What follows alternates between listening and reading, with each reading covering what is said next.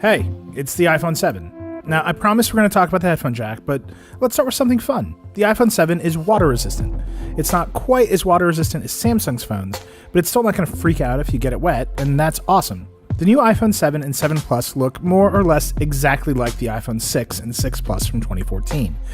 There are some small differences like stereo speakers, tweaked antenna lines, and a bigger camera bump, but the biggest change in the new iPhone is the removal of the headphone jack. It comes with Lightning earpods and a dongle for using your old headphones, which costs $9 if you lose it. Apple's forcing a big change by taking away the headphone jack, and the ecosystem around that change is pretty immature. This is all going to be really inconvenient while everyone adapts and builds adapters. Apple's also pushing wireless audio really hard, and I got to try out a pre-production set of AirPods, the new wireless earbuds. I can't review them since they're prototypes, but they worked pretty well, even though every single person I showed them to thought the case looked like dental floss. Apple says it needed to take out the headphone jack so it could add all kinds of other new features to the iPhone 7, like better cameras, the Taptic Engine haptic feedback system, water resistance, and maybe most importantly, a bigger battery. So the real question is whether all that stuff is worth it, and whether it's worth upgrading the iPhone 7 while the world around us is still adjusting the biggest I/O change in years. The iPhone 7 is one of the most beautiful, refined designs Apple's ever made, particularly the two black ones where the antenna lines blend right into the sides of the body. But let's be honest, the second you stick this thing into a case, it looks just like the iPhone 6. The Galaxy Note 7 might have problems with exploding, but from a visual design perspective, Samsung's definitely pulled ahead this generation. Inside the case, these are completely new phones though, with a bunch of interesting ideas. Take the home button, for instance. It doesn't move anymore. Instead, it's totally solid. The Taptic Engine makes it feel like a click when you push down on it. If the phone is off, it doesn't move at all. You can set it to 3 different levels of feedback, but none of them feel like a real button. I'm okay with this, but other people who've tried my phone really don't like it. You're gonna have to try it yourself to understand it. The Taptic Engine also adds all kinds of other fun feedback to the phone. When you drop the notification shade down, the phone bumps a little bit.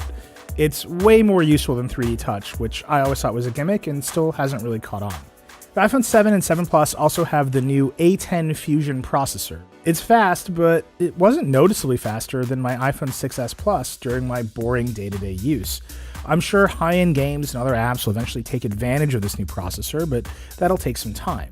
The real news with the A10 Fusion is that it has 4 cores, 2 of which are special low-power cores. That means the phone can use less power and you're not stressing it, saving battery life.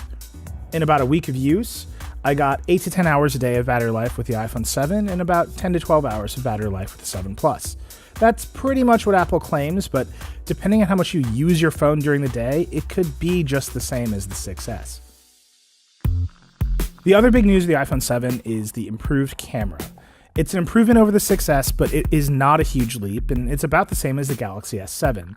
The front camera on both new iPhones has been upgraded to a 7-megapixel sensor, while the rear camera on the regular iPhone 7 has a faster f1.8 lens and optical image stabilization, both of which improve low-light performance. And the 7 Plus has a radical dual camera system on the back with 2 12-megapixel shooters, a wide-angle lens and a telephoto lens. The 2 cameras work together as a single system so you can smoothly zoom from 1x to 10x, and eventually Apple will enable some fancy depth tricks that'll blur the background like a much fancier camera. Here's the thing, the camera is only a little bit better. Day to day, you might not notice it, but at the edges of performance, in low light with extreme detail, it is noticeably better. The major tells are that the 7's wider aperture lens leads to a slightly softer background, and colors are a little bit more vibrant straight off the camera. And where you'll really see that increased vibrancy is on the iPhone 7 screen, which can display a much wider range of colors than the 6S. It's very noticeable. Not only is the screen warmer than the 6S display, but photos look amazing on it. You can definitely tell a 7 photo apart from the 6S when you look at them on the 7. Other phones with dual cameras, like the Honor 8, let you do very impressive focus tricks.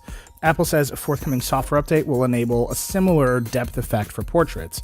But for now, what you get is the ability to switch between 1x and 2x modes by tapping a button, and digitally zooming between them and then up to 10x. Front cameras are almost more important than rear cameras in our Snapchat world, and the iPhone 7's front camera is excellent.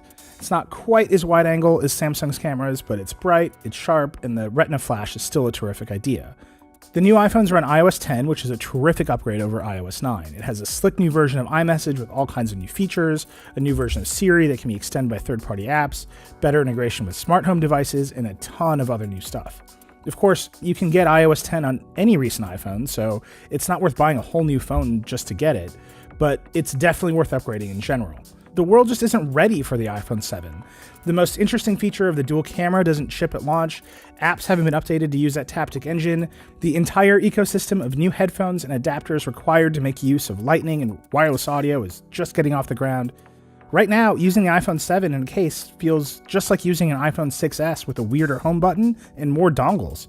It's kind of like Apple shipped a prototype of next year's iPhone disguised as an iPhone 6. That's not all bad. The iPhone 7 is a terrific phone with a great camera and a gorgeous display. If you need a new phone right now, sure, buy one. The iPhone 7 starts at $649 for 32 gigs of storage and goes all the way up to $969 for a 7 Plus with 256 gigabytes of storage. But unless you're excited to live that early adopter life, you won't be missing out on much if you wait another year. Look it up. Perfect. So you want us pointing at the camera. Hey! So much fun shooting. So good. One more, the brightness needs to come down.